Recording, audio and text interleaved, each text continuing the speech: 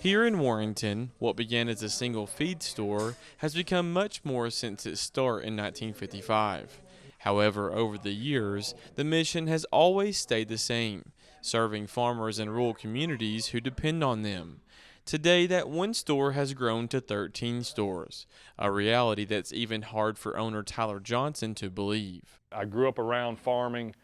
My family was in the dairy business and then went into beef cows. So I was getting older. Love working with animals, being around equipment, being outdoors, but knew that wouldn't be able to be my entire career. So this came along, but I never thought it would go from one location to two or even to where it's at now. Johnson, who purchased the store in 2008, says in a business like this, change comes fast. But serving local needs and tailoring each store to those needs is what sets them apart. This is my 17th year in it. You could argue that ag business has changed more in the last 17 years than the other time ever before.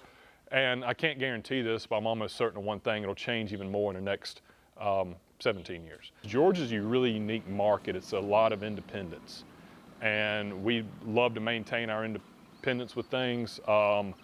We've gone to new markets or gotten certain stores. We're able to bring in goods and products that are essential to that area. We're not sitting in a corporate office in some other state saying, hey, every store is going to sell this. So we're able, each store has its own identity. A lot of your A items and stuff are similar, but there's some that you ought to call Smith Farm Supply, some you ought to call Smith Feed, some should be Smith Lawn and Garden, some should be, the list goes on. Johnson says each location stays true to what its community needs, especially in those rural areas where options can be limited. We're in a lot of underserved markets. What we do is important.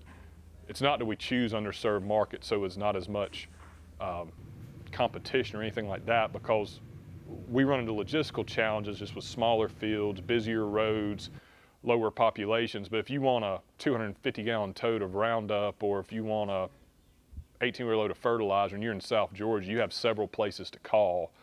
Up here, it's just more specialized, so it's rewarding to serve that type of market so that people do have that option. And while the business has grown, he says they're not chasing numbers. They're focused on doing right by the people who work there and their customers. I love what I do. I look for opportunity to improve what we do for every person that works here.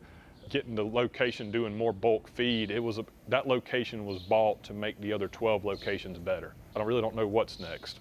It's not about how 17 years from now I want to be able to throw out a number of additional stores I have. I'm content.